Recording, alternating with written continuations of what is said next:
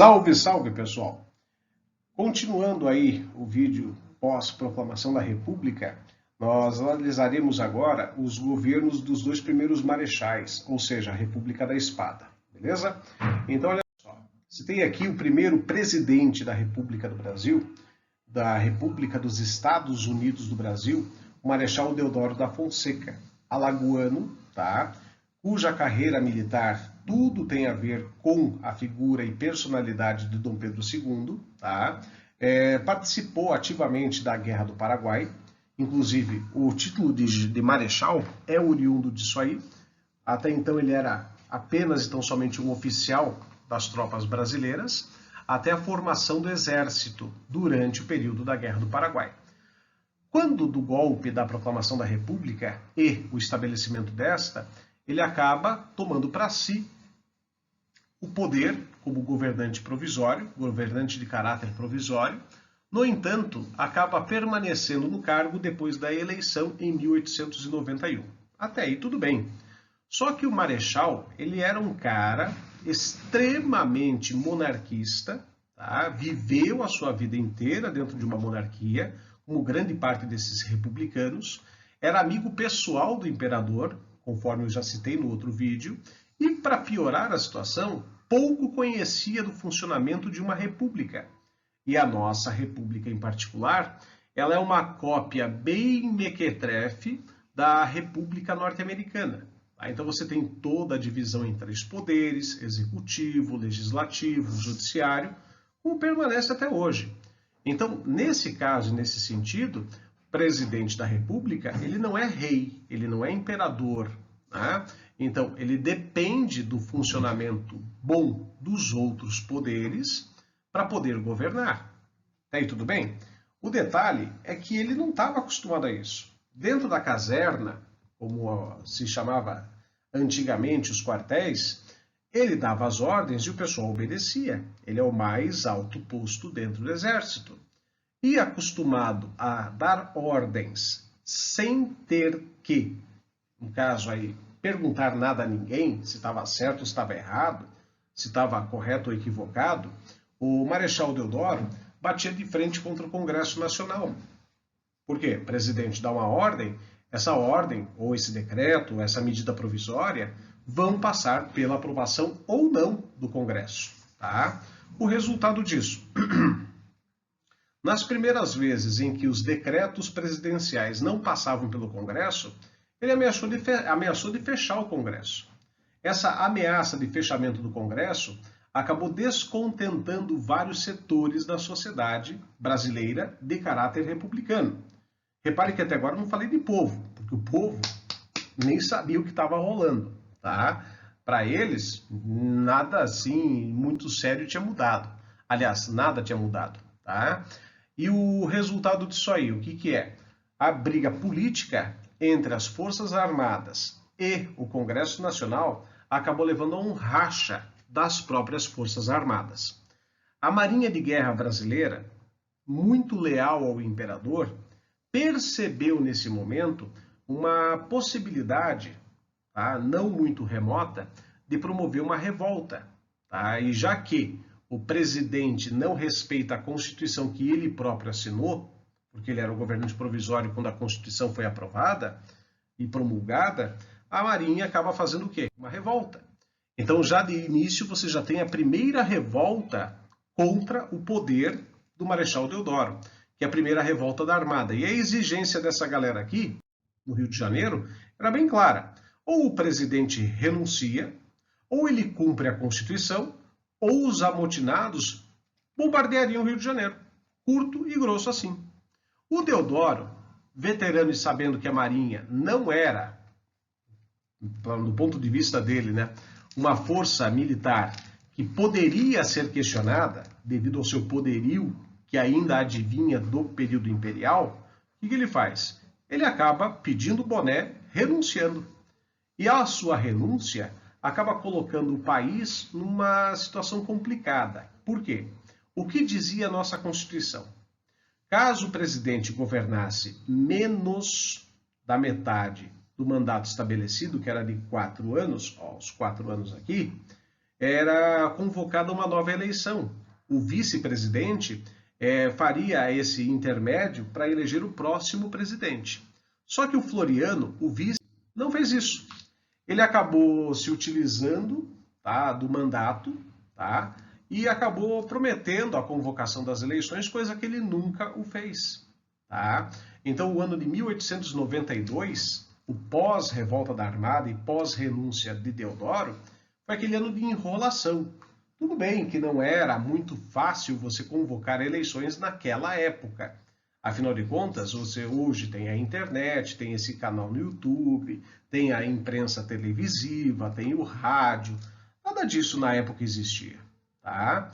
Então, o que era necessário fazer? Convocar os brasileiros, considerados cidadãos, aqueles que fossem maiores de 18 anos, alfabetizados, tá? Que não fossem militares de baixa patente, que não fossem membros do clero, tá? Que não fossem mendigos, que não fossem, aí no caso, aqueles todos os outros excluídos, como as mulheres, por exemplo, do sistema eleitoral, convocar essa galera. Tudo bem, não era uma faixa expressiva numericamente da população, mas era necessário fazer esse pessoal sair de casa para poder votar.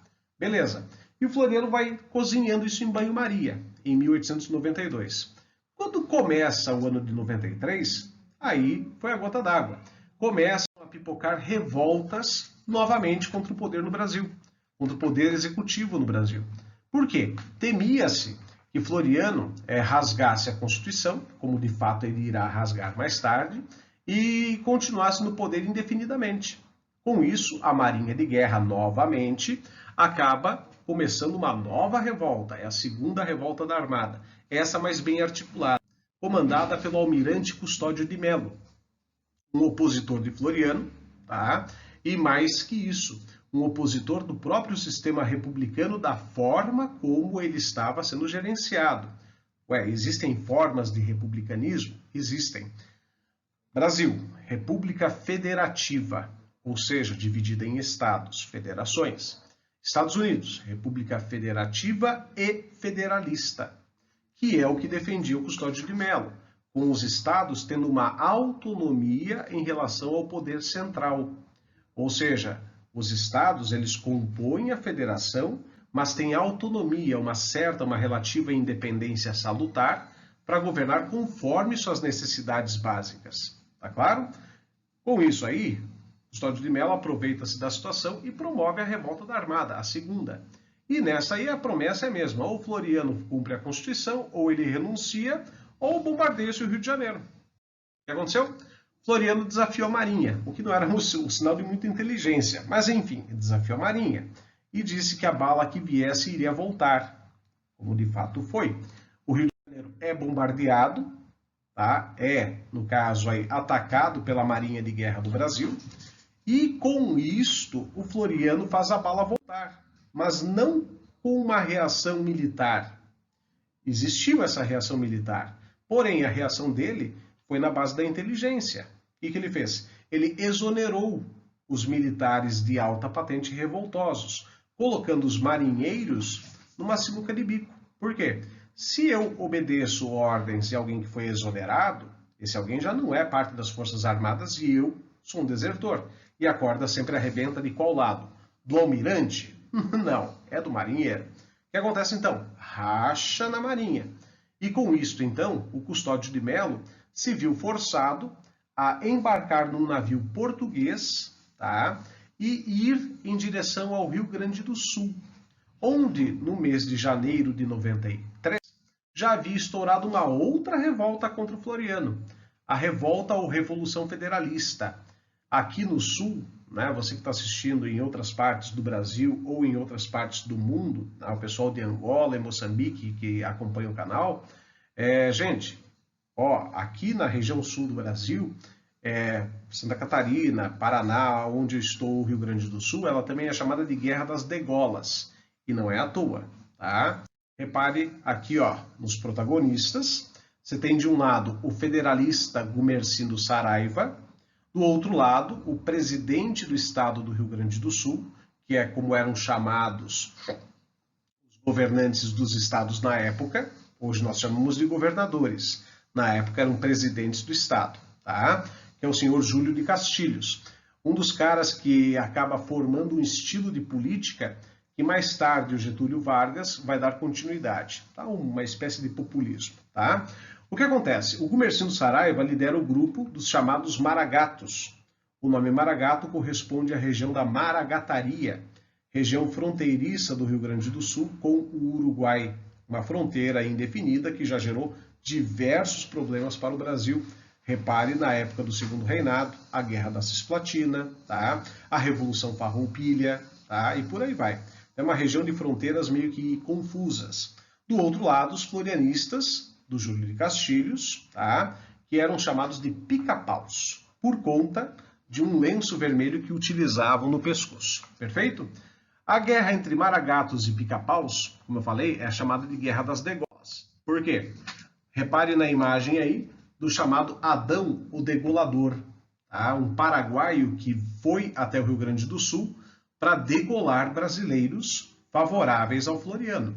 E a imagem bem forte mostra isso aí, ali no dia 7 de janeiro de 1893.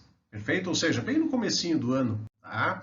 Aí você vê o senhor Gumersindo Saraiva já tendo tomado o Rio Grande do Sul de assalto e Santa Catarina em parte também em assalto, aqui no Paraná, próximo, tá, a Curitiba, na cidade da Lapa, onde acontece o famoso Cerco da Lapa, no episódio no qual o Gumersindo Saraiva ele acaba tendo um atraso nos combates por conta da resistência comandada pelo Coronel Gomes Carneiro, que acaba morrendo durante os episódios, tá? Mas acabou atrasando o avanço do Gumersindo por pelo menos mais de 20 dias.